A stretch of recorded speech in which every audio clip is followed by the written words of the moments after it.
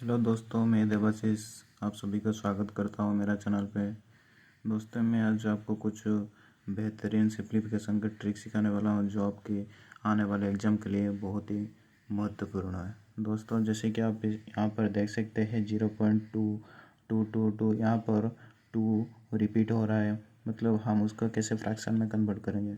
दोस्तों, आप यहाँ पर आपको ध्यान देना चाहिए, अगर डेसिमल के बाद कोई भी पॉइंट बार बार रिपीट हो रहा है तो उसका हम 0.2 के बार लिख सकते हैं।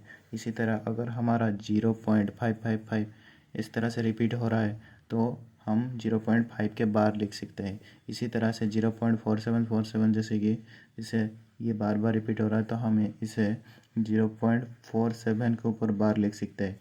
दोस्तों, इसी तरह से अगर 0.456456 ये बार बार रिपीट हो रहा है तो हम इसे 0.456 के ऊपर बार हम इस तरह से लिख सकते हैं।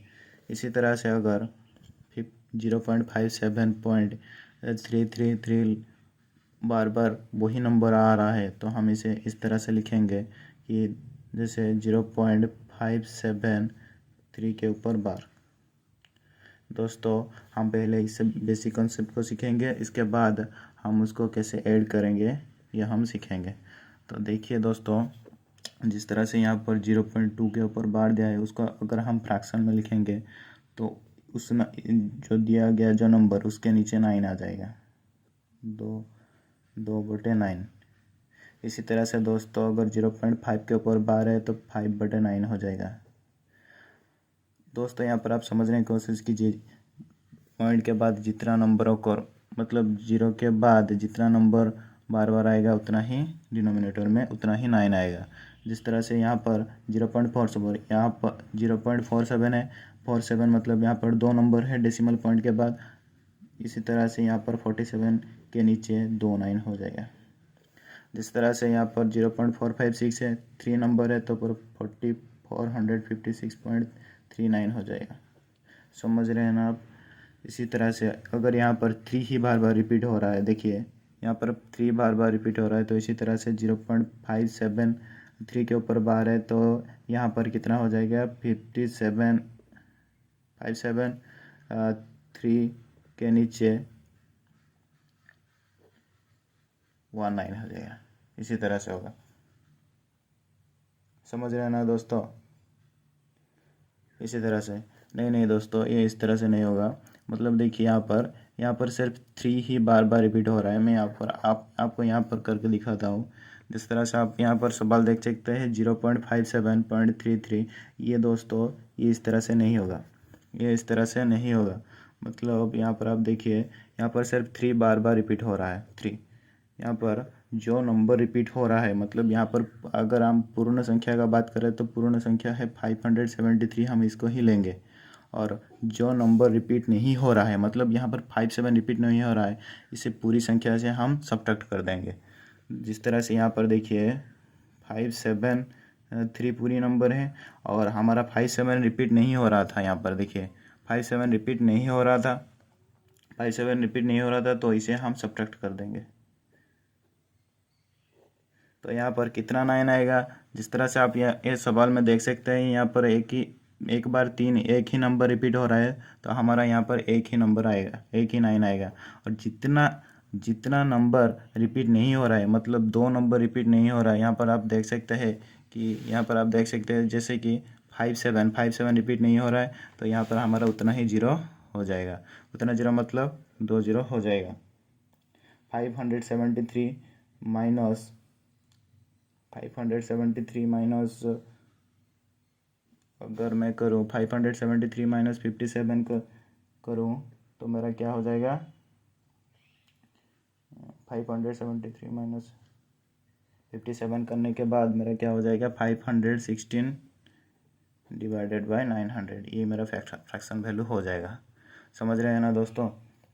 इसी तरह से अगर मैं इसको सिंपलेस्ट फॉर्म में लेके आऊँ तो मेरा आंसर क्या निकल के आएगा, 43/75 हो जाएगा। इसी तरह से अगर मैं इन सब को मैं ऐड करूँ तो इससे पहले लिखूँगा 37 यहाँ पर देख सकते हैं आप, जिस तरह से 2 नंबर डेसिमल के बाद 2 नंबर मेरा रिपीट हो रहा है तो इसी तरह से मेरा 2 9 आ जाएगा यहाँ पर इस तरह से। लेकिन यहाँ पर आप देख सकते हैं 8.5.6 मतलब इसे हम लिख सकते हैं 8 + 56/99। समझ रहे हैं ना दोस्तों। इसी तरह से हम अगर इसी नंबर का हम लिखेंगे तो 1 + 23/99 लिखेंगे। अगर दोस्तों हम इसको ऐड करेंगे, हम फ्रैक्शन के पास फ्रैक्शन ले आएंगे और जो होल नंबर है उसके पास उसको ले जाएंगे। 37/99 + 56/99 + 23/99 ले आएंगे। यहाँ पर 8 + 1 लिख लेंगे। तो इस तरह से हमारा आंसर कितना निकल जाएगा। अगर 37 + 56 + 23/99 + 9 यहाँ पर कितने निकल के आएगा। 37 + 56 प्लस यहाँ पर जैसे कि आप देख सकते हैं यहाँ पर कितना निकल के आएगा हमारा 37 + 23 कितना हो जाएगा 60 + 50 116/99 + 9 यहाँ पर कितना हो जाएगा 9 116/99 इतना ही मेरा आंसर आएगा।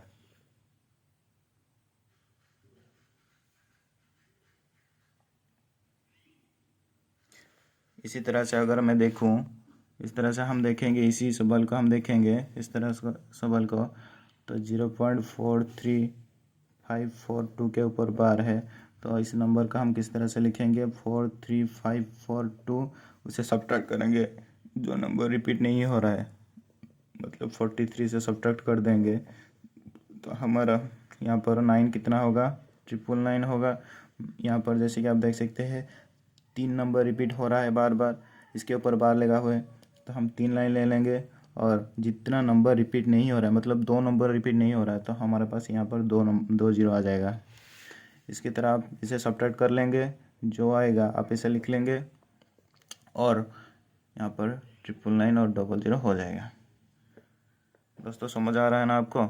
इसी तरह से मैं अगर इस सवाल को देखूँ, यहाँ पर अगर 0.037 के ऊपर बार है और इसका रूट क्यूब निकालना है मुझे, तो इसे हम किस तरह से लिख सकते हैं 0.037 की पावर 1/3 यहाँ पर बार है। इसको अगर मैं फ्रैक्शन में कन्वर्ट करूँ तो मैं क्या लिखूँगा 37/999 यही लिखूँगा ना, यही लिखूँगा। अगर उसका पावर 1/3 है, इसके पावर अगर 1/3 है तो मैं इसे क्या लिखूँगा 1/27 की पावर 1/3 मतलब दोस्तों इससे यहाँ पर कट जाएगा 27 पे, इसके पावर क्या निकल के आएगा 1/27 का 1/3 मतलब उसका रूट क्यूब क्या निकल के आएगा 1/3 हो जाएगा। इस तरह से दोस्तों ये हमारा आंसर हो जाएगा। दोस्तों इसी तरह से और एक सवाल का अगर हम लेंगे, इस सवाल को 5.0073 के ऊपर बार है, अगर इस सवाल का लेंगे तो इस तरह से हमारा आंसर हो जाएगा 5.0073। आप जिस तरह से देख सकते हैं 5 प्लस यहाँ पर सिर्फ 73 रिपीट हो रहा है और 73 मतलब 73 और जो रिपीट नहीं हो रहा है उसे हम सब्ट्रैक्ट कर देंगे दिए हुए नंबर से। 73 - 00 डिवाइडेड बाई कितना 9 आएगा हमारे पास, कितना 9 यहाँ पर देख सकते हैं। जिस तरह से यहाँ पर 2 नंबर रिपीट हो रहे थे तो 2 9 आएगा हमारे पास, और 2 नंबर रिपीट नहीं हो रहे तो 2 0 आ जाएगा। तो 5 + 73 डिवाइडेड बाई 9900 यही मेरा आंसर आ जाएगा। समझ आ गया ना दोस्तों। इस तरह से आप सवाल को अपना सॉल्व कर सकते हैं।